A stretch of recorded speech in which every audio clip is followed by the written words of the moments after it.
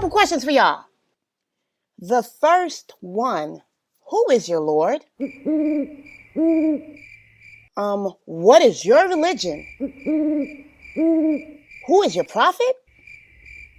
Now, I know this sounds crazy, but if you're one of those people that have been trying to get information and you come across this, or even this. All right, take a listen. Assalamu alaikum. I am Sister lailanasheeba, the Managing Director and Founder of Sunnahfollowers Online Islamic University.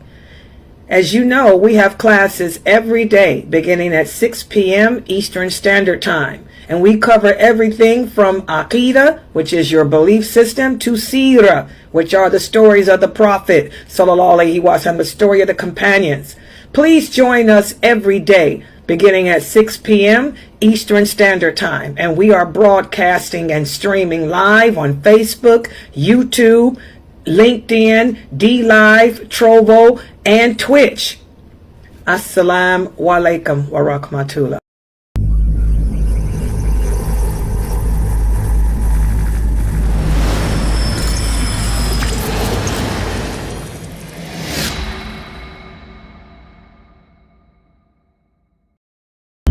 Another Sunnah Followers exclusive, Not One of Us, written by Sheikh Muhammad S. Adli. Broken down and brought to you by host lailanasheeba. Join us every Thursday night at 9 p.m. Eastern, 8 p.m. Central, right here on Sunnah Followers.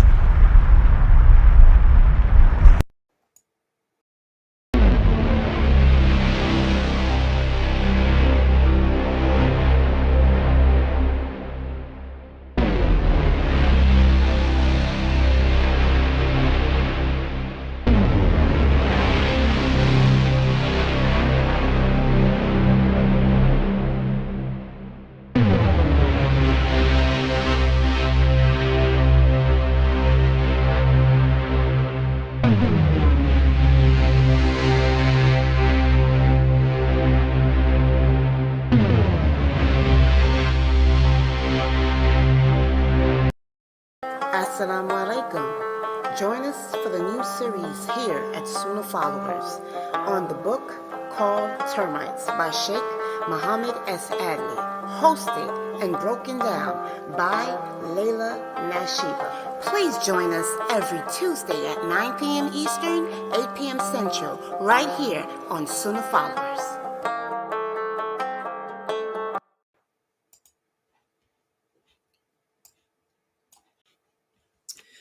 Ina alhamdulillah, wa salat, wa salam ala wa rasulullah. Welcome to our Aqidah class, everyone. And this is the class which is the most important class of all that we teach here. Why? Because the belief system is everything. If our belief system is not correct, then none of our good deeds even matter. You know, Allah does not accept any of our efforts in this world unless we are upon the correct belief system. This is why the Christians, there will be no Christians in paradise. There will be no Wiccans in paradise, no Buddhists. There will be no way other than the way of total submission to Allah. If you did not live your life in this world in total submission to Allah, you have nothing coming in the hereafter. This is the reality. And this is something that we Muslims have to accept, because believe it or not, guys, there are some Muslims out there who refuse to accept what Allah says. Oh, yeah. There are some Muslims out there who will tell you, oh, I don't agree with that. I think that there will be Christians in paradise because my grandmother was a good woman. She never drank. She never smoked. She never. I don't care what she ever did. There's no way other than the way of Islam. Allah lets that be clear. He makes that point clear to us as Muslims. So your belief system Everything begins with and ends with Tawheed. It's that La ilaha illallah, Muhammadur Rasulullah. Everything begins with and ends with Tawheed. It's that allegiance to Allah, allegiance to the Prophet, and the allegiance to the Muslims. If we don't have these things, then we will have no success in the hereafter. And even in this world, your life will not be one of success. You know, a lot of people come to us and ask us, dear Sister Layla, how can I tell if a hardship is a test for me or a punishment? The Prophet Muhammad sallallahu alaihi wasallam was asked that question too.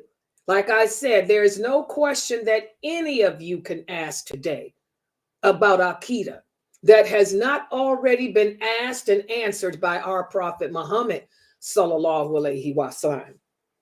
When the Prophet Muhammad sallallahu alaihi wasallam was asked this question, he said, faith or belief manifests itself at the first strike of a calamity. When something bad first happens, you yourself know if it's a test or a punishment. So you can answer that question yourself. And a lot of us find this. Say, for example, you wake up in the morning and you miss Fajr. You didn't wake up in time for Fajr. Instead of you making Fajr, you say, oh, I got to get to work. Man, I'll just worry about Fajr later. I got to get to work and punch in first. Well, the Prophet said that if a person oversleeps, he should make that prayer as soon as he wakes up. But you decide that getting to the time clock is more important. So you decide that you will make your Fajr up later after you punch in work. So you jump in your car, you're driving to work, and all of a sudden you hit a bump and the car begins to skid. As the car is skidding, you see a pole, you're about to hit the pole. What's the first thing you say? Oh man, I should have made that prayer. That's how you know it's a punishment. You see that? That's what the prophet meant. He said faith manifests itself at the first strike of a calamity. So that's how you know if it's a punishment or a test or not. The fact that you know that you should have made that prayer and you didn't, it's going to come flashing before you. I should have made my prayer first. Okay? But if you made your prayer on time and you're not consciously committing any wrong that you know of, if you hit the bump and the car slides, what's the first thing you say? La ilaha illallah Muhammadur Rasulullah. I'm so glad I made my prayers. Boom. See? So that was a test. That was a test. Does everybody understand the answer? And I listened to some of these other Q&A shows, and a lot of the people will come in and ask this question, and I've never heard a person give the answer right. They forget the hadith of the prophet, and maybe they don't know the meaning of it. Okay? But faith manifests itself at the first strike of a calamity. This hadith is authentic. It's in Sahih Bukhari. You know what you did that you shouldn't have done, or you know what you haven't done that you should have. So when something bad happens, it's going to flash through your mind. And if you did do it, it's going to say, you're going to say, thank God I'm prayed up. Thank God I did that. Oh, la ilaha illallah. Y'all see? So you can answer that question. I had a sister text me today. I've been busy. Y'all know I've been dealing with, my body's been aching because I had the flu shot. It ain't the COVID shot. The flu shot, makes you get them body aches. So I couldn't get up out the bed today. I was so weak. But I've, finally pulled myself up out the bed and I exercised it. My little, hey, get it, push it, whoop, whoop. And I was able to bend and move and roll. And I rolled up and got up, took a shower, got dressed, came in here. My phone, the people in the Zoom will tell you, my phone been ringing off the hook like crazy. From people calling me, texting me with their issues. And I had one sister, and by the way, I want to give her salam. She's here. I see her here. Welcome. Oh, wait a minute. Let me type this too. Alhamdulillah, Sister Hadjer. Is that your name, Hadjer? I hope y'all know I don't pronounce your names right. Don't get offended. Layla will mess up anybody's name. Everybody know. When I was teaching, when I used to teach in the schools, substitute teacher. I worked as a substitute teacher for about 3 or 4 years. They used to say, can't nobody mess a name up like lailanasheeba. I'm always nicknaming people. But Sister Hadjer, if I'm pronouncing your name wrong, forgive me. But, you know, I'm glad to see that you're in here. And a lot of people have been calling me up with little questions like this. And this is one of the questions, you know, that Sister Hadjer asked me today. She said, Layla, I'm going through so many hardships in my life. How can I tell if they're tests? Okay. Remember, the believer is going to be tested. All of us are going to be tested. Even the kafirs are tested. We were created to worship Allah. We were put here on this earth to be tested in that. Okay, for those of us who believe in Allah, alhamdulillah, Allah is going to send trial after trial after trial after trial. Okay, for those who don't believe, they're going to get it too, in hopes that they will turn to Allah. So only you can answer that question as to whether or not it's a test, because you know what you're doing that you shouldn't do. None of us are perfect. We all make mistakes. But there's a difference in a mistake and a sin. There's a difference between a mistake and a sin. A lot of people make mistakes. That means we do things that we didn't know were sinful. For example, Sister Hadjer. Sister Hadjer is a new Muslim. And she said that she knows that as Muslims, we don't shake hands with the opposite sex. She said that she went to work this morning, and this is when she texted me from her job. She said she went to work today, and a co-worker came up to her and stuck out his hand and, nice to meet you. And she said it was reflex. She said, Layla, I wasn't thinking. Out of reflex, I said, oh, nice to meet you. And when she did it, she said she went, I shouldn't have done that. So she wanted to know, is Allah going to punish me? Well, Allah doesn't hold us accountable for those little mistakes like that. The mistakes, that was a mistake. It was reflex. She just wasn't thinking, just shook the hand. And after she shook it, she held herself accountable. She held herself accountable afterwards and said, astaghfirullah, I shouldn't have done that. The Prophet said, for the simple mistakes that we make like that, Allah will forgive us when you make wudu. So like I told her, when she makes her next prayer and makes wudu and washes her hands, oh, the sin of shaking that hand unintentionally, because it wasn't intentional. That's the difference between a mistake and a sin. The sins are intentional. The mistakes are not. Reflexes.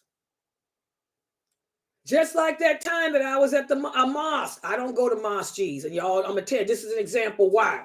I went to a mosque years ago for the Juma prayer. We all standing up in the line, the sisters praying, and all of a sudden somebody spit in my face. Reflex, pouch, I punched her, and I knocked her so hard that the whole row went down. And I said, don't you ever spit on me. That was reflex. She said, I was having was. You blow air over your left shoulder. You don't spit on nobody. Okay, that's reflex.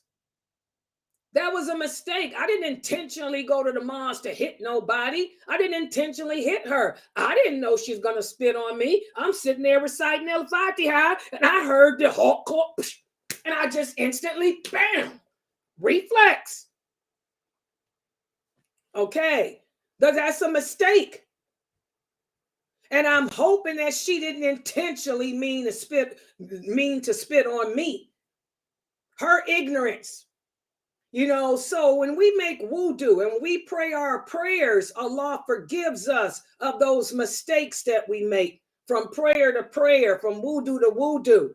But the intentional things we do that we know is wrong, those are the sinful things. You knew it was haram and you intended to shake that man's hand. That's different. You have to do tawbah, repentance. You know it's haram to spit on somebody, but you did it intentionally because you're a racist or something. That's different. Y'all get it? Okay, so, understand intentions are everything in Islam. So this class, we've been speaking about allegiance. How as Muslims, we're supposed to have allegiance to each other. Allegiance to Allah. Allegiance to the Prophet, sallallahu alaihi wasallam. Yesterday, I told you guys one of the ways to help develop your love for Allah and to help you to understand what your purpose in life is as a Muslim is to ponder the meaning of Allah's names. The Prophet Muhammad said, ponder the meaning of his names. Learn the meaning of Allah's names. Anyone who learns the meaning of Allah's names, I can guarantee you paradise. A lot of people misinterpret this hadith to mean that the prophet is saying just memorize the 99 names of Allah. No, it means to break them down, break down the meaning, apply it to yourself, and then apply it to others. We're supposed to emulate the names of Allah. Allah loves beauty. We're supposed to be beauty and love beauty too. Allah is beauty. We're supposed to be beautiful too. And we did the name yesterday, Majid. Majid. Well, today what I'm going to do, we're going to take another name. Instead of going into diluting, better today, I got a request from a few of the new people here because they've never had anyone teach this class like this before. I know you don't. This is how they teach in El Escar. If you were to go to, I'm not El Escar, El Azhar, I'm sorry. If you were to go to the University of El Azhar in Egypt, this is how they teach the names of Allah. And like I told you guys, I learned this from my teacher, one of my teachers, may Allah forgive him of his sins. And that was Umar al-Ashqar. He was a very famous scholar of the ulama. He was not a circle scholar. He was a scholar of this ulama. And he taught me this and how to break these names down like this, the meaning. And it was very difficult for me when I learned this from him over 30 years ago. And but alhamdulillah, I learned it and mastered it. Now I'm teaching it. Okay. So you don't see that many people here in the West. It's very common now. And this is how they teach in El Azhar University. If you were going to school over there, they teach it just like I'm teaching it here. Okay. But for the Western Muslims, you have people come and lecture about what these names supposed to mean, but they don't do it the way this is done. And this is the way the Prophet sallallahu alaihi wasallam taught the names. The Prophet taught the companions the names the same way I'm teaching you. And this is the same way that El Azhar teaches there. Okay. So a lot of the sisters and brothers like this and asked me to do another name today. And I'm going to try to work it where I can see y'all on YouTube too, because they want me to see their answers. So inshallah, I'll be working both screens for some type of way because everybody wants to participate in this to see if they can break down the meaning of another name. So let's put the PowerPoint up. I'm going to use wait a minute, I'm going to open up this. Okay. Wow, look at all these things I got open on my computer. Let me close some of these programs. Oh my God. I got so many programs open on here. It's ridiculous. Okay. Can y'all see this? Somebody talk to me, please, because I'm going to need y'all to talk on the Yes, we can see. Yeah, thank you. Use the mic for me, because I'm going to need you on the mic to let me know if I'm doing it, because I'm going to try to do it on YouTube, too, for them. Wait a minute. I can do this, too.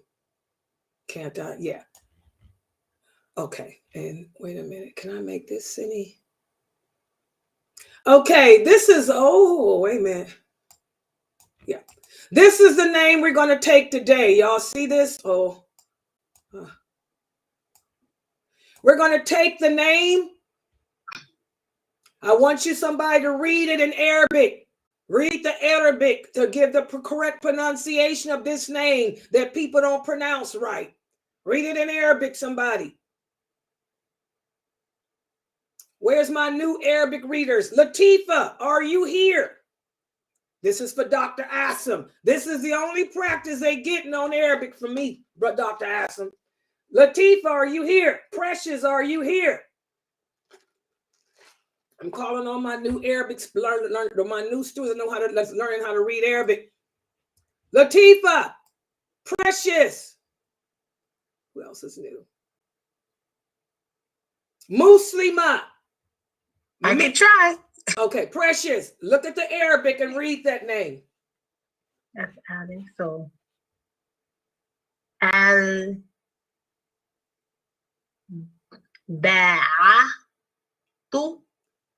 Very good, close. But what do you do when you ending? When you get to that last letter, do you pronounce that vowel? No. So no. try it again. Okay. Al-Ba'ath.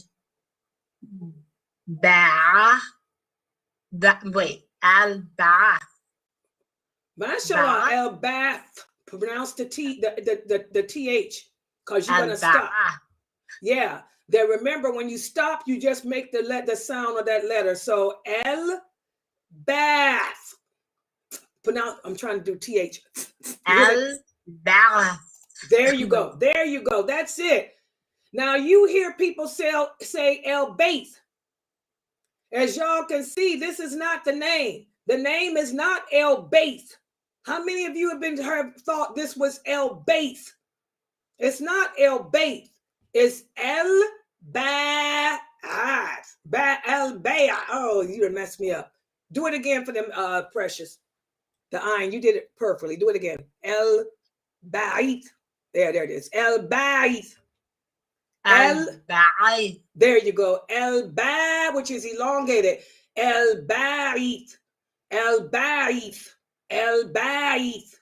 El-Ba'ath. Eeth. Y'all hear that for the I? The ayin, the I. El-Ba'ath. El-Ba'ath. El-Ba'ath. Not Baith. So what does that name mean? As Dr. Asim would tell us if he were here, the transliteration in English is never good, guys. We're not getting even a quarter of the true meaning of these names in English, because Arabic does not translate to English so easily. But this is the closest we can come up with. El-Ba'ath. El-Ba'ath. We can say it means the resurrector. The resurrector, or the raiser of the dead. The resurrector. Baith, resurrect. El-Baith, the resurrector, the raiser of the dead. So this is the name we're going to focus on today. Let's take a look at it. And I'm going to try to make it even better, easier. I'm going to change it to the one who resurrects. Oh, God. I want to see how I put it on the other page so I can make enough room. Okay. I did it all on one line. The one who resurrects and raises. I put it on one line. The dead. Let's put it on one line. On the other page, I had everything on one line, and it was perfect that way. Okay, there you go. Okay, so El-Ba'it, El-Ba'it, El-Ba'it, the one who resurrects and raises the dead. The one who resurrects and raises the dead. That's what this name means. Allah. Allah. Let's see if I can move this over. There we go. I'm trying to move it over. Allah is the one who resurrects and raises the dead. What does it mean to resurrect and raise the dead? What does it mean to resurrect? Let's start with resurrect. What does it mean to resurrect? What does the word resurrect mean? Anybody look it up? What is the meaning of resurrect? From the dead. Say it. What does resurrect mean? To bring someone back from the dead. That's what they gave you? Is that are you using a dictionary or are you using the synonyms? What does, I want y'all to just look up resurrect. To raise from the dead. It says, or restore to life. That's what I'm looking for. Resurrect means to restore or to bring back to life. Resurrect Also means, wait a minute, to restore or bring back to life. That's what resurrect means. Resurrect means to restore something, to bring it back to its original state, to bring it back to life. Allah is the one who restores or brings back to original state. That's the true meaning of resurrect. To restore or bring back to original state. Y'all understand that meaning? And when you're using a dictionary, don't look up synonyms for the name. You want to look up the meaning. You want to go to a Webster's or Oxford and type in restore meaning, the meaning of resurrect. You don't want a synonym. You want the meaning, and you see, if you look up the meaning, it means to restore, to bring back to its originality. Okay, I had to learn this stuff in college. I know all these meaning of these English words. Okay, to bring back to original state. All right. Also, What? Your mic is the worst on earth. my apologies. It says revive the practice, use or memory of something. Yeah, to restore. All that's to restore or bring back to original state. Exactly. So to restore or bring back to the original state, let's go with that. Okay. So now that we understand what El-Baith means. Oh, I can't do the ayin and gain right now. My throat is sore. El-Baith. There you go. Had to drink some coffee. El-Baith. El-Baith. All right. Arabic will work every bit of your muscles, man. You sick, you can forget it. So, how does Allah show us that He is the one who restores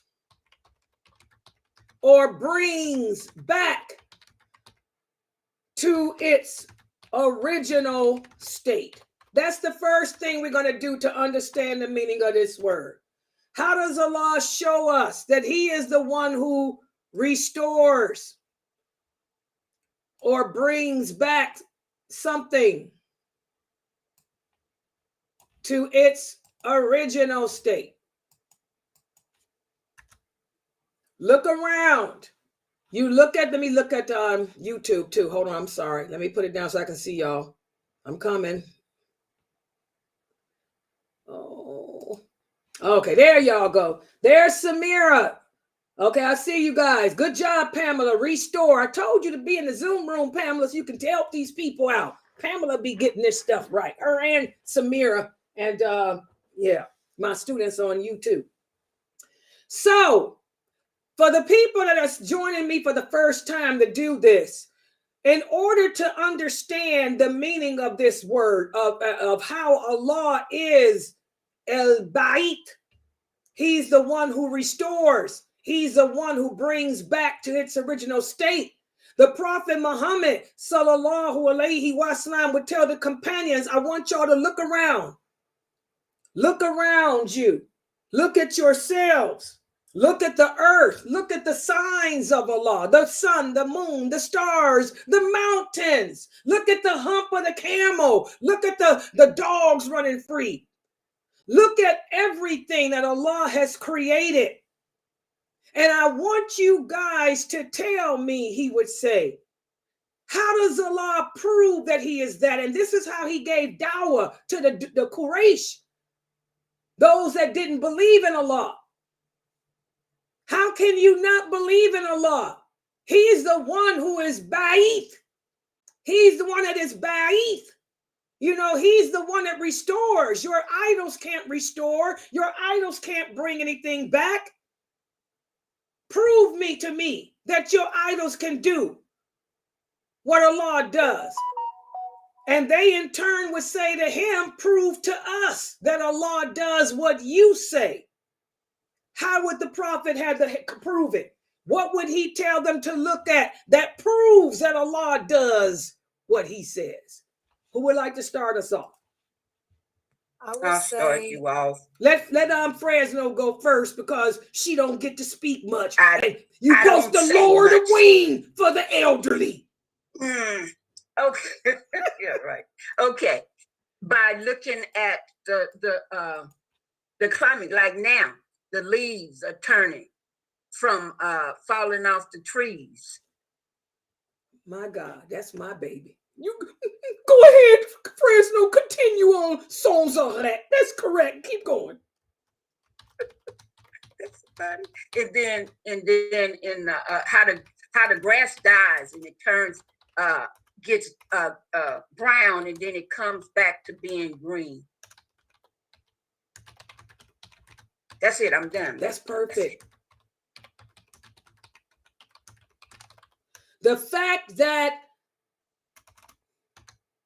the plants and leaves die in the winter and come back to life in the spring. And that's exactly, guys, I'm going to tell y'all, we have a hadith. Good job, Fresno. She probably remembers that hadith, which is good. You're supposed to. We have a hadith, guys, whereas the Prophet sallallahu alaihi wasallam was trying to explain this to the Quraysh, that Allah is the resurrector, that Allah is El-Baith. And he said that the hardest thing for him to get them to understand is that Allah is El-Baith. So he would have to tell them, you see how the grass, the trees die in the winter, but they come back to life in the spring. That's how Allah proves that he is Baith. He's the restorer of life. Can your idols do that? Can you sit there and wave your hand and cause that leaf to come back to life? Can your idol command that leaf to come back to life? Good job, Fresno. And that's one of the things that the prophet would get them with. You know, the fact that the plants and trees die in the winter and come back to life in the spring. That's one of the signs that Allah is El-Baith. El-Baith. El-Baith. Okay. What's another example? Who else now? I would say by just waking up every day, Allah give us back our soul. Good job. The fact that when we sleep,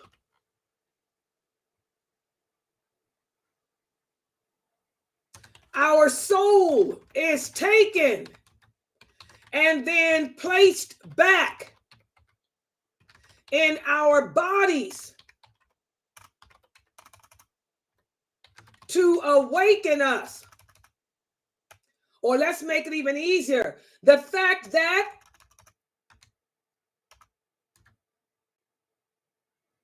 a person can sleep and then wake up. This is proof that Allah is Baith. He's the one who restores and brings you back to your original state. You can go to sleep and then wake up. That's another sign. What else? Give me another one. Another example I wanted to use was just looking at our personal life, how Allah can cause your life to go upside down and take everything away. And then he's the only one that can cause or to bring all that back to its original state. Exact. Good job, Fame. The fact that our lives change from one moment, like we talked about yesterday, the story of Juwayriya. Her life changed from one moment to the next. In one day, she went from being a slave, a princess, to a slave, to a free person, to a Muslim, and to a wife in one day. The fact that our lives change from one moment to the next, up and down, that's proof that Allah is the one that restores. Allah is the one that brings things back to its original state. Any more? I would say that Allah also restores a person's dead heart back to the faith, back to, Islam. So I would say that. Okay, I'll keep that in the category, the fact that our lives change from one moment to the next. I would say Allah restores your health. Good or job. Your body. Let's say you got cut or burnt. Allah gives your skin back, your health back when you're sick. Good job. Of the fact that a person or can go like Latifah sick with COVID, guys, can go from being sick like Latifah with COVID to healthy. That's another example of how Allah is the restorer. You can tell Ifti is a nurse too. Any other ones? Allah will also restore the dead on the day of judgment back to their bodies. How Allah says in the Quran. Okay, well, we got the plants and trees die in the winter, so we'll keep that like that. Yeah.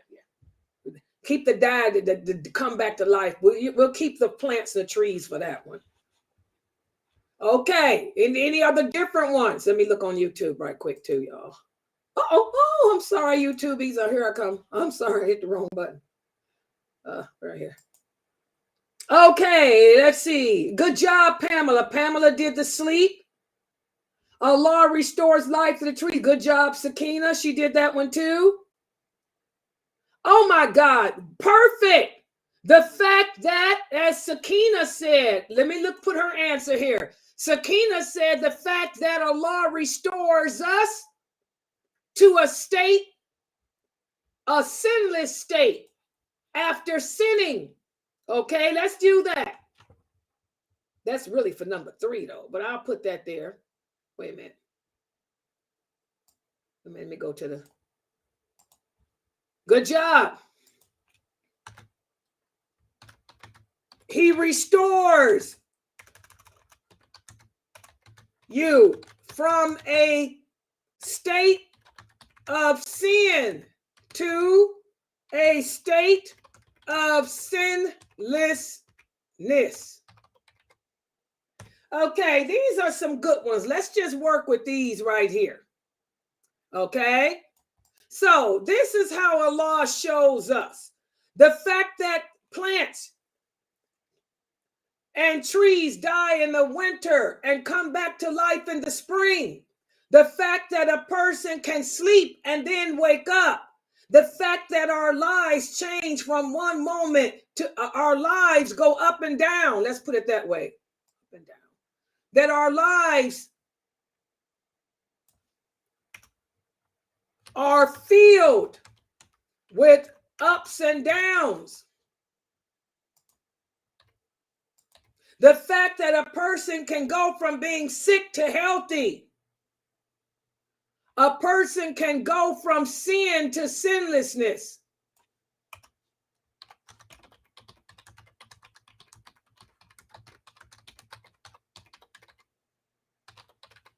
Okay, let's just, in fact, this last one, sin to sinlessness, let's take that part off because that's really for number 3, the third part, because the Quraysh would say, what do you mean about sin?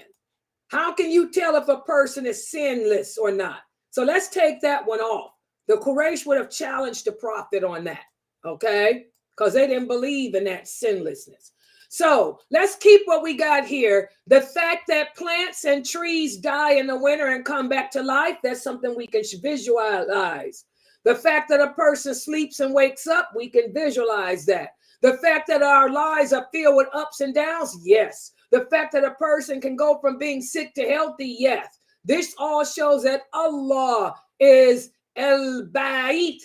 Allah is the one who restores or brings back to its original state. So, the next part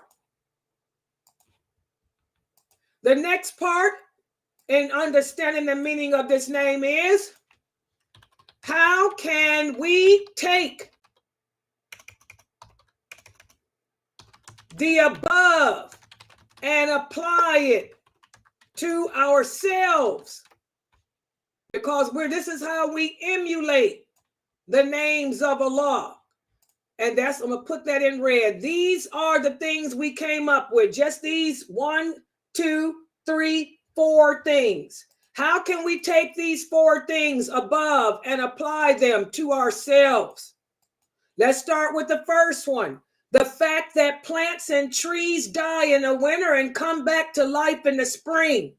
That proves that Allah is the one who restores and brings back to its original state. How can we apply that to ourselves?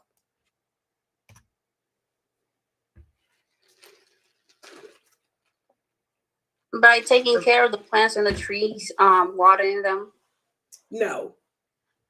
This is how to apply to yourself.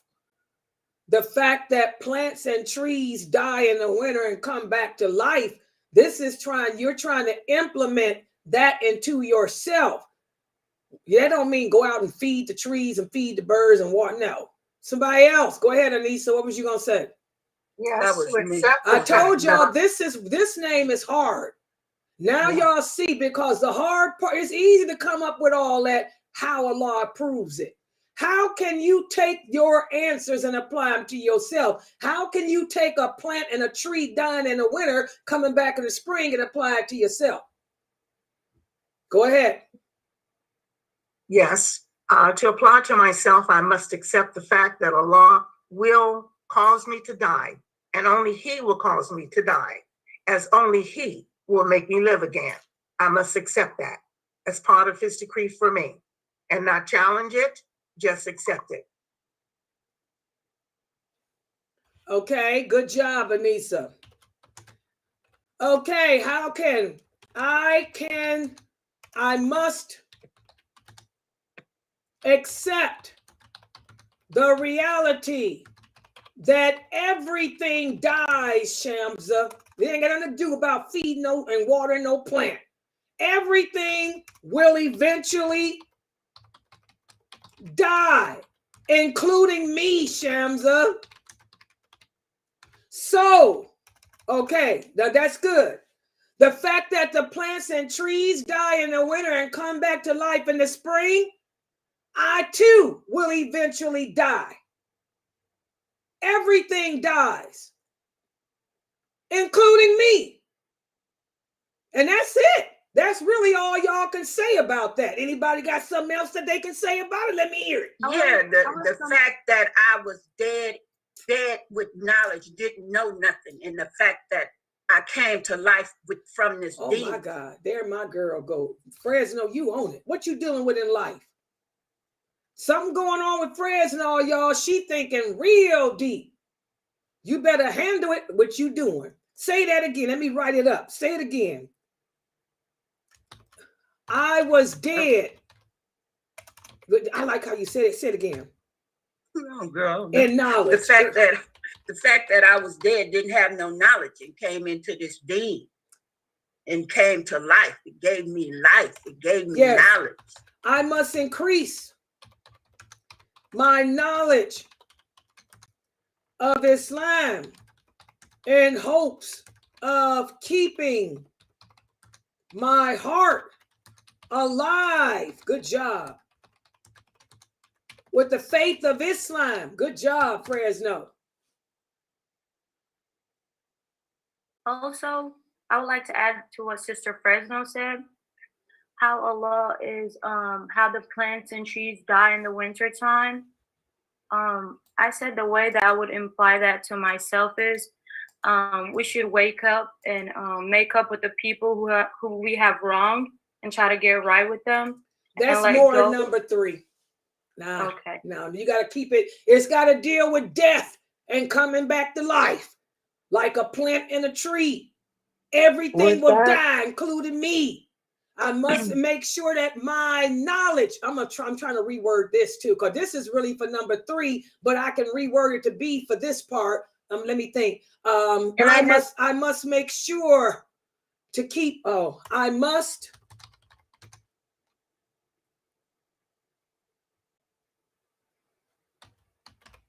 strive to keep my heart alive. This is better. With knowledge of the deen. I'll put it that way. Okay, somebody else? No, I was just going to add, like, within ourselves, like, we can be alive and we can be... No, you're getting, no. It's got to stick with the plants and trees, die in winter, come back to life. Well, we're consistently dying. I mean, we're dying off of...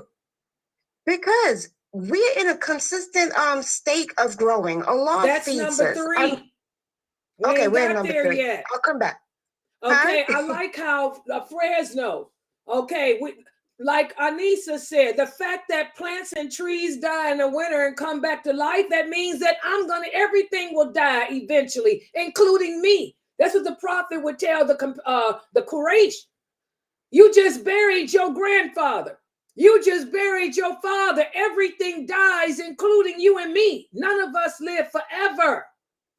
None of us are going to live forever. That's really all that I would say. Me personally, guys, that's all I would say on that. Because all these other answers y'all coming up with are great for number 3. The fact that I'm going to die means I'm going to keep my heart alive. So I'm just going to take this part. Amina, save yours for number 3.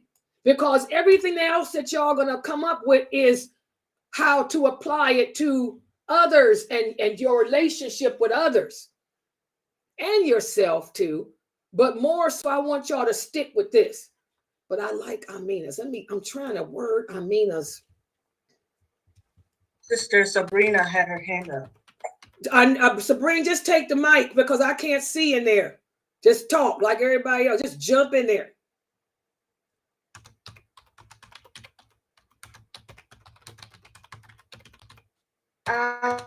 I had an answer that the fact that people can't make a living thing. Oh my God. Like they can't make like a human, they can't make... Exactly. Y'all see how the kids think outside the box. Amina did too. Okay. Allah is the only one. So since Allah is the only, I accept that I have no power to bring anything to life or death. Good job, Sabrina. I accept the fact that I have no power. I myself have no power to bring anything to life or to death. Good job. Okay, let's see what we got. So I think let's stop it there for that one. Okay, the fact that Allah is Baith, he allows the plants and trees to die in the winter and come back in the spring. I accept the reality that everything will eventually die, except including me. Everything will eventually die, including me. I will keep my heart alive with faith. I must keep my heart alive with faith. I have no power to bring anything to life or death. I have no power to stop death, to prevent death, because this is about resurrecting. So good job, Sabrina. I have no power to prevent death. Okay, so now let's go to the next one. The fact that a person can sleep and then wake up, guys. Go ahead. Told y'all this one's going to be hard. I told y'all. A person sleeps and then wakes up. So can you say when a person sleeps is when they wake up, is to make sure, I will make sure that I'm in a state of submission to Allah, make sure I'm saying my prayers? Oh, what happened, y'all? Oh, there it is. Okay. Yes. The fact that Allah takes the soul when asleep, I will assure that my soul is always in a state of submission. Good job, Amina. Good job, Mina. The fact that Allah takes the soul when asleep, I will assure that my soul is always in a state of submission. I love that. The fact that a person can sleep and then wake up. We know that Allah is in control of that.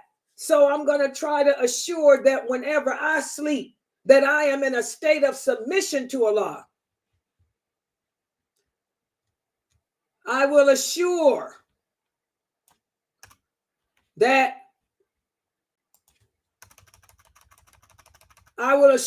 before I sleep that my soul is in a state of submission. Good job. Anything else on that one? Let me look on YouTube. That was perfect. Mina, you and your mama, is the family okay? Everything cool? Kids okay, Mina? Everything okay with the family? Fresno?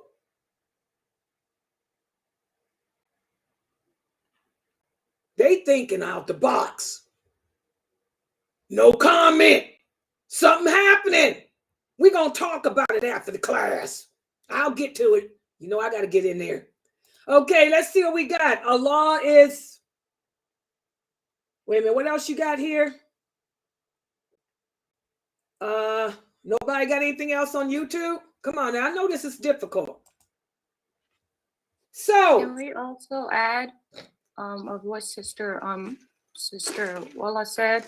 Can we also add how Allah said that he can bring a person from sleep to wakefulness? I said such a person doesn't waste their time on like worldly matters. Instead, they seek for the things of the hereafter, because that such a person doesn't take today for granted, because that person might not even witness tomorrow. They also rush to do good because they know the way that they died is the way they'll be brought back up. That's really number 4, but that's good. You can do it for this one too. I will not waste my time on worldly matters. And what was the rest? Instead, focus on the hereafter. Okay, I'll just write instead, focus on the hereafter. Okay, that's good. That's good. That's good. Okay. Allah is Baith. The fact, and he shows us this by causing the plants and trees to die in the winter and come back to spring. He shows us this by causing you to wake up from your sleep. How can I apply those two things to myself, those two realities to myself? Well, everything will eventually die, including me. So I must keep my heart alive with faith. I have no power to prevent death. I will assure before I sleep that my soul is in a state of submission. I will not waste my time on worldly matters, but instead focus on the hereafter. Y'all see how it's all making sense? This is the beauty of it. Y'all see how it's making sense? Y'all see this? This is a great model for a person. So now let's go to the next one. The next one y'all said was the fact that our lives, Allah feels our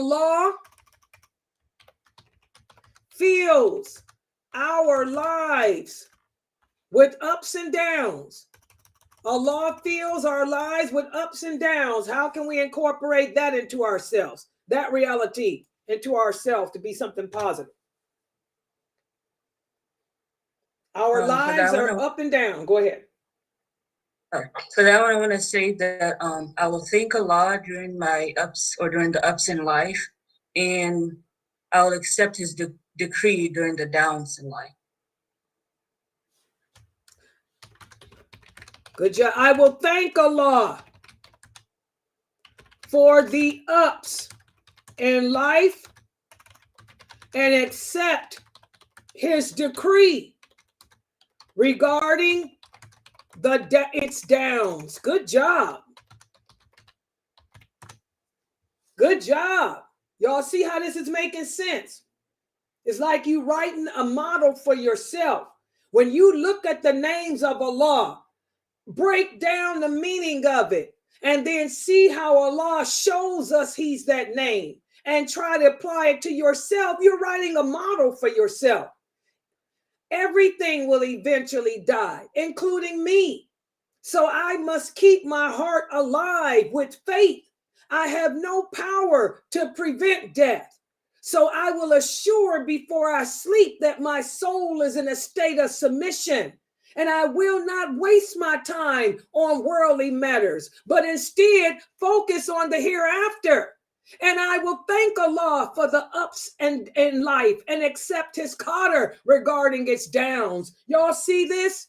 This is how the prophet taught the names of Allah. You're making a model, a motto for yourself of how you're going to handle yourself in this world. This is why he said, if you can remember these names and apply them, know the meaning of these names and apply them, you got nothing but paradise. If I could do this every day, keep my focus on the hereafter, keep my heart alive with faith, I know I can't stop my death. So when I sleep, I want to make sure that I'm in a state of submission. How many of us live this? How many of us live this? I do. I try to. That's why I stay on this computer that keeps me out of trouble, keeps me from giving in to the life of this world. It keeps me from doing haram things. Oh, I can go out and get a mane. Oh, yeah.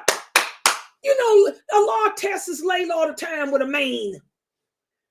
And it's weird. Ever since I retired, what is my biggest trial besides my family and my financial situation?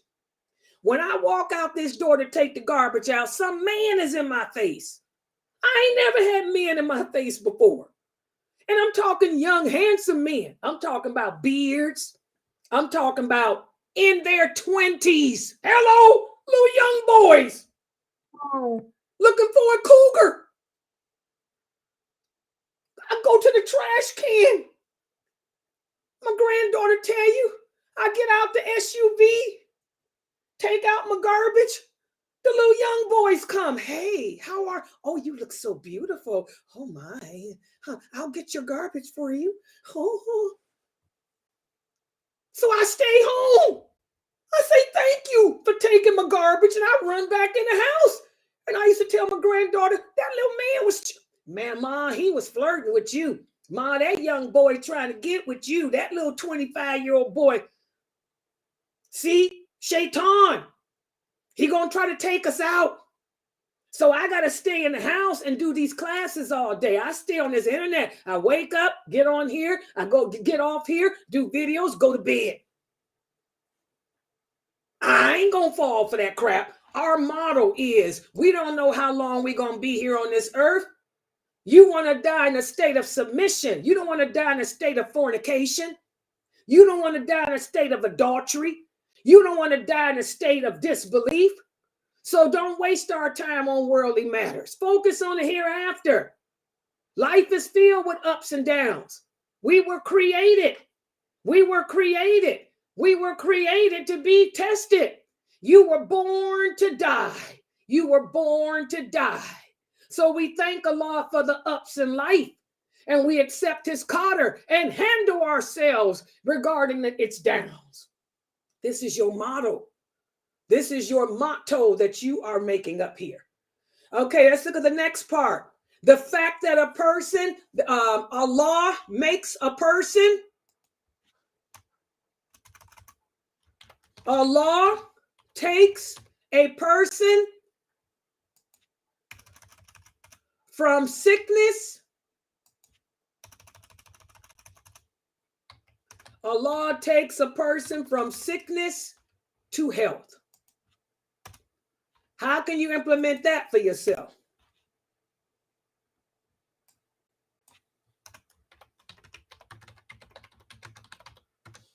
Sabrine, you trying to say something? Sabrine?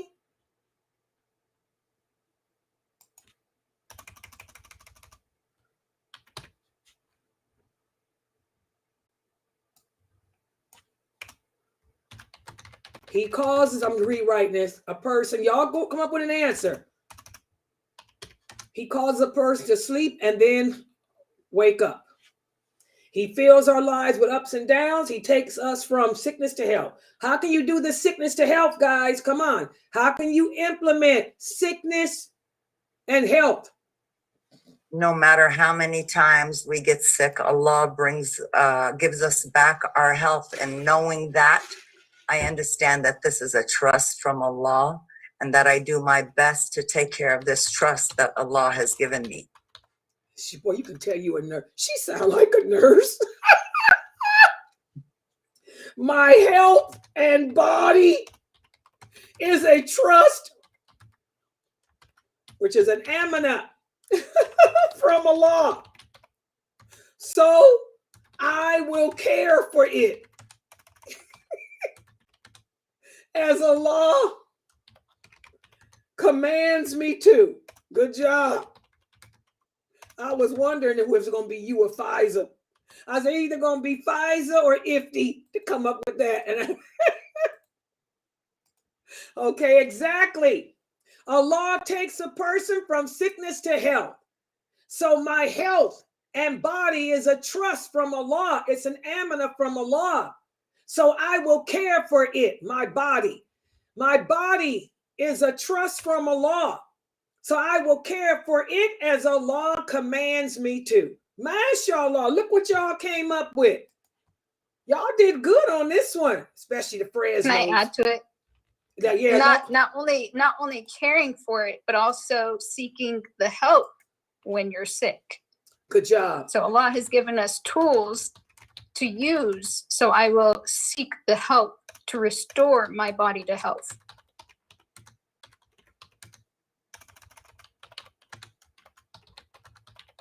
I figured the nurses would jump in. I will seek the help that Allah has given us. What's the last part again? Because my mind is going too fast. Let's say that last part again. To restore my body back to health.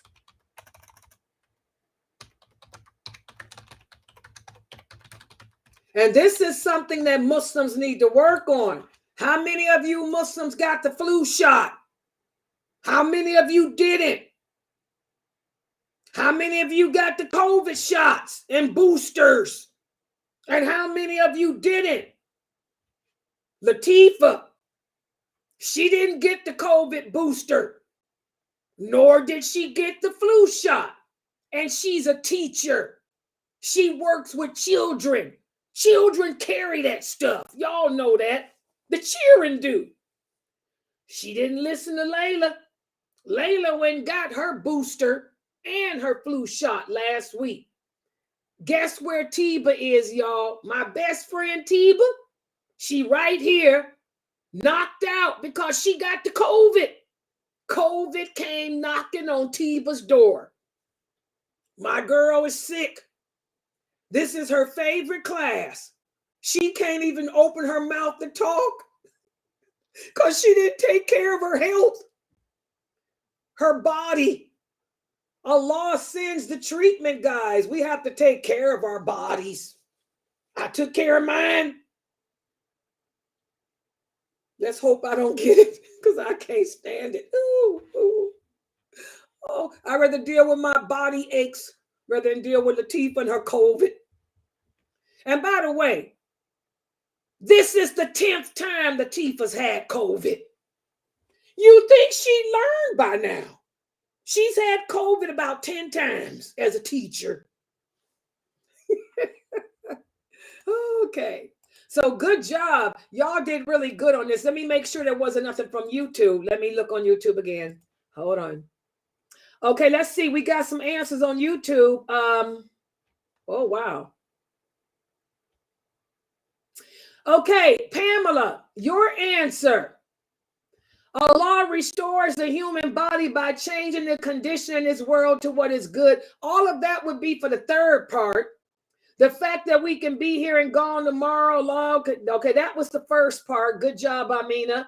Allah is the restorer. I can restore my relationship with my family. That's the third part. That's the part we're getting ready to do now, Pamela.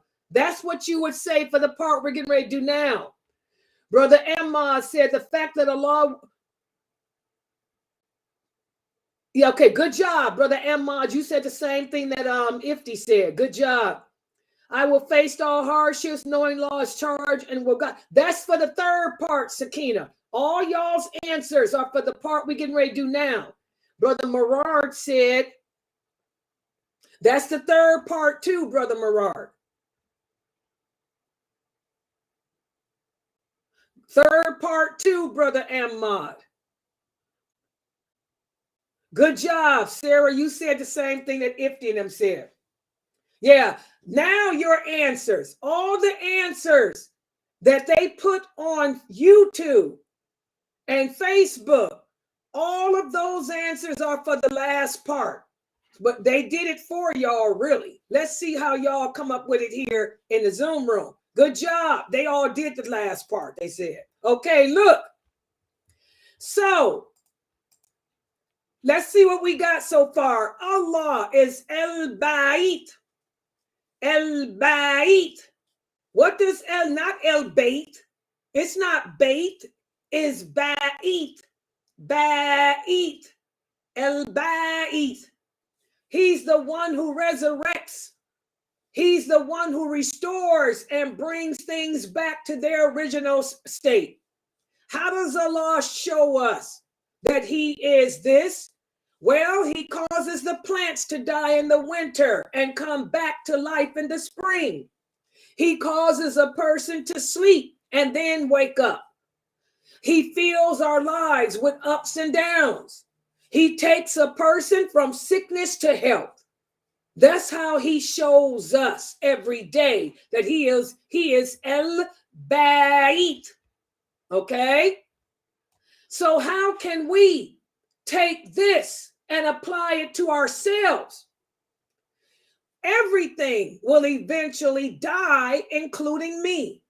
So I must keep my heart alive with faith, or I will keep my heart alive with faith. I have no power to prevent death. So I will assure before I sleep that my soul is in a state of submission. I will not waste my time on worldly matters, but instead focus on the hereafter. I will thank Allah for the ups in life and accept his qadr regarding its downs. My body is a trust from Allah, so I will care for it as Allah commands me to. And I will also seek the help that Allah has given us to restore my body back to health. So now the last part. This is the last part.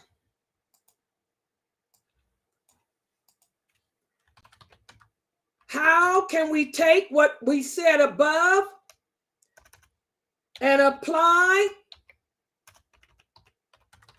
in our relationships with others? This is el-wala, wal-bara. How can we apply this wala, wal-bara in our relationship with others? Let's start. Look at all the things you came up with in this second part. Start with the first one. Everything will die, including me. I will keep my heart alive with faith. Okay? Go ahead. Who wants to start it off? They got pretty good answers on YouTube.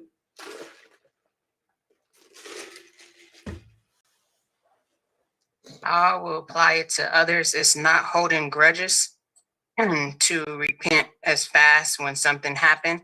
And also I would try to make all the good deeds that I have, to keep continuing doing good deeds, because that's what Allah will look for. Okay, I will not hold grudges against others. Okay, since life can end for me at any moment, I will not hold grudges. And what's the rest? Against others, nor what? I said that I won't hold grudges against others, and I would try to do as many good deeds if I can. Try to do, good job, as many good deeds as I can. Okay, here's another one. I got your text, sister. I'm using it. I will live each day. It's what Sister Hajar said.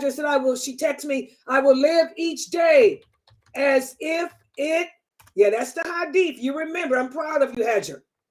I will live each day as if it were my last on earth. Good job, Hajar. Go ahead, next. Since we know that everything will die, how we can use it to apply to others is we should tell the people that we love them, because we never know when our last time is with them. And yeah. I will tell those, I will let those close to me know that I love them, and I will spread the greeting and love to my brothers and sisters in faith. Good job again, brother. Who was that? Ibrahim. Brother Ibrahim, go ahead. Come on, y'all. I'm typing what they typing too. Who was that was on the mic? I just added for the sake of Allah. Love for the sake of Allah. That's all I added. Okay, well, tell them that you love them. That's for the sake of Allah. Okay. Anyone? Come on, what else? Look at all y'all got. I would not waste my time on worldly matters. My body is a trust from Allah, so I will care for it as Allah commands. Somebody read what they got off of YouTube for me. Read what Pamela and them had on YouTube for me. I can't see the screen because I type. The other person texts me on my phone so I can see Ibrahim and who was that again? Hajar. Also, how Allah takes a person from sickness to health, how we would apply that with our relationship with others is If we know, like we would not be with people who do hurt their bodies, like people who smoke and stuff. We would not engage for them to continue or aid them to destroy their bodies. I will distance. That's el-bara. That's el-bara. El-bara. I will distance myself from anyone and anything that may jeopardize my health, that may be harmful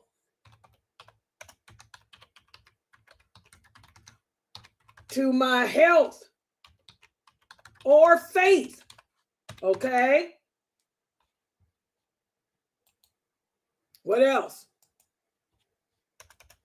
The part where my body is a trust and amna from Allah, so I'll take care of it. How I would use it with my relationship with others is by making sure my family, my mother or father get the checkups they need and making sure that they're in good hands. I will assure that those who are close to me are well taken care of. What else? How Allah said how our lives are filled with ups and downs. How I would imply my relationship with others is I will advise another Muslim if they come to me with hardships. I would try to help them with what I can, and also encourage them. You know, this is how life is, and inshallah, Allah will get you through your struggles, because with hardship comes ease. So I would just advise them and help them with what I have and with what Allah gave me. Okay, if another comes to me with hardships, I will help them as best I can and give them hope. What else? Are we covering all this up here at the top? On the part where it says, I will assure before I sleep that my soul is in a state of submission, how it apply in my relationship with others is always reminding my brothers and sisters in Islam that we have limited time in this earth. So make sure that you do not leave this world with doing like something bad. I will remind others that our time here on earth is temporary. So make the best of it. And rush to do good. Oh God. Okay, there it is. I don't know how that keeps doing that. Oh God. What is this? And rush to do good. Oh.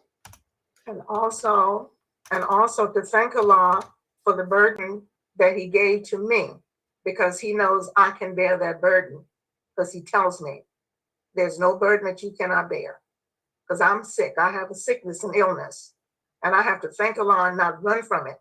I have to accept it. I know Allah put this on me. He could have given it to someone else, but he gave it to me because he knows I can handle it. I will thank Allah for not placing a burden on me that is too great to bear. Yes. Okay, let's see if this stuff matches what's up above it. How can we take it and apply to ourselves? We said eventually, everything will eventually die, including me. I will keep my heart alive with faith. I have no power to prevent death. I will assure before I sleep that my soul is in a state of submission. I will not waste my time on worldly matters. Instead, focus on the hereafter. I will thank Allah for the ups in life and accept his decree regarding its downs. My body is a trust from Allah, so I will care for it as Allah commands me to, and I will also seek the help that Allah has given us to restore my body back to health. How can I apply this in my relationship with others? Well, since life can end for me at any moment, I will not hold grudges against others, and I will try to do as many good deeds as I can.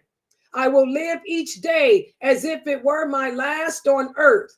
I will let those close to me know that I love them, and I will spread the greeting and love to my brothers and sisters in faith. I will distance myself from anyone and anything that may be harmful to my health or faith. I will assure that those who are close to me are well taken care of. If another comes to me with hardships, I will help them as best I can and give them hope. I will remind others that our time here on earth is temporary, so make the best of it and rush to do good. I will thank Allah for not placing a burden on me that is too great to bear. Amen. What do y'all think? Does that break down Baith? How Allah is the one who restores. How Allah is the resurrector. Oh.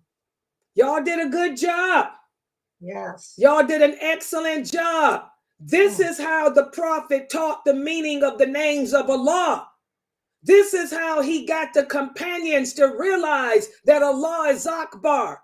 This is how he was able to spread the true Tawheed to the Quraysh and unbelievers, because man can't do these things. Allah is the only one worthy of worship. Not only does he exist, but nothing is worthy of worship except him. Nothing compares to him. Y'all get it? So let's summarize what we came up with. This is the name Baith. Baith. Allah, the one who restores or brings things back to its original state. He shows us that he is this by causing the plants to die in the winter and come back to life in the spring, by causing a person to sleep and then wake up, by filling our lives with ups and downs, by taking us from sickness to health. How can we apply this name to ourselves? Well, everything will eventually die, including me. So I will keep my heart alive with faith. I have no power to prevent my death. So I will assure before I sleep that my soul is in a state of submission. I will not waste my time on worldly matters, but instead I will focus on the hereafter. I will thank Allah for the ups in life and accept his decree regarding its downs. My body is a trust from Allah, so I will care for it as Allah commands us to. And I will also seek the help that Allah has given us to restore my body back to its health. So how can I apply Baith in my relationship with others? How can I take the name Baith and turn it into Walbara? Well, since life can end for me at any moment, I will not hold grudges against others, and I will try to do as many good deeds as I can.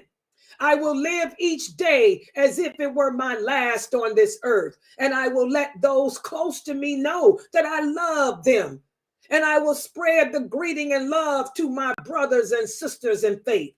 I will distance myself from anyone and anything that may be harmful to my health or faith. I will assure that those who are close to me are well taken care of. And if another comes to me with hardships, I will help them as best I can and give them hope. I will remind others that our time here on earth is temporary, so make the best of it and rush to do good. And I will thank Allah for not placing a burden on me that's too great to bear. Al-Wala, Wal-Bara, Tawheed. The foundations of Islam is Tawheed. Like I tell y'all, everything begins with, everything ends with it. The Muslims are being tried not just in Palestine. The Muslims have been tried in China for quite some time. The Muslims are tried in Syria. The Muslims are being tried all over the world. Okay? But if we put to action the names of Allah, we'd be a powerful ummah, a powerful nation. We'd understand that Allah ain't given us nothing that we can't handle. And we bear our trials with dignity. We bear those trials with humility and balance. This is how you emulate the names of Allah. This is why the companions were the best of this nation. They had all 99 names of Allah in action, in behavior. They never freaked out. They never transgressed the limits of Allah. That's why they had victory in every war they had. They never transgressed the limits of Allah. They kept Allah first and foremost as their focus.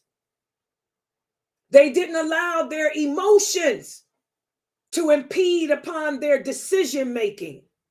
They kept that solidarity with each other, even though they were all over, somewhere in Mecca, somewhere in Abyssinia, some in Medina. They kept that solidarity. That's brotherly love, sisterly love, and solidarity strong. Not with a flag, not because of a country, not because of what tribe they came from. All because La ilaha illallah Muhammadur Rasulullah. What was the banner of Islam? Was Palestine the banner of Islam? No. Was Saudi Arabia the banner of Islam? No. Was Mecca the banner of Islam? No. The Prophet's banner was La ilaha illallah Muhammadur Rasulullah. That's the only flag that any Muslim on this planet should carry. You shouldn't carry a flag at all. But if you were going to carry a flag, it would have been La ilaha illallah. That was the banner that they used on the battlefield. Y'all got to get your aqidah together. Understand what La ilaha illallah Muhammadur Rasulullah entails. If you got displaced allegiance, you'll never be successful in this world, and you're not going to find success in the hereafter. Those companions, why is it that they will be of those 75,000 who will not even be held accountable for whatever mistakes they made, whatever sins they made? You know, Allah has already forgiven them because their aqidah was correct. That's everything. They truly believed La ilaha illallah Muhammadur Rasulullah. Their allegiance was never displaced. They were human. But their love for Allah, his messenger, and each other excel beyond all that other crap. Learn from them, people. All right, we're going to stop right here. I got to make my grip. We're going to stop right here. Subhanakallahumma wa bihamdika ashhadu an la ilaha illa anta astaghfiruka wa atubu ilayk. I have another class at 9. Make sure you let's make it at 9:30, okay? To give you guys a chance. Okay, we'll do the next class at 9:30, inshallah, since this class went a little longer. So at 9:30, I'll log back in with our class on termites and our hadith class. We got 2 hadiths we're going to discuss. I'll log in at 9:30, okay? All right. Subhanakallahumma wa bihamdika ashhadu an la ilaha illa anta astaghfiruka wa atubu ilayk.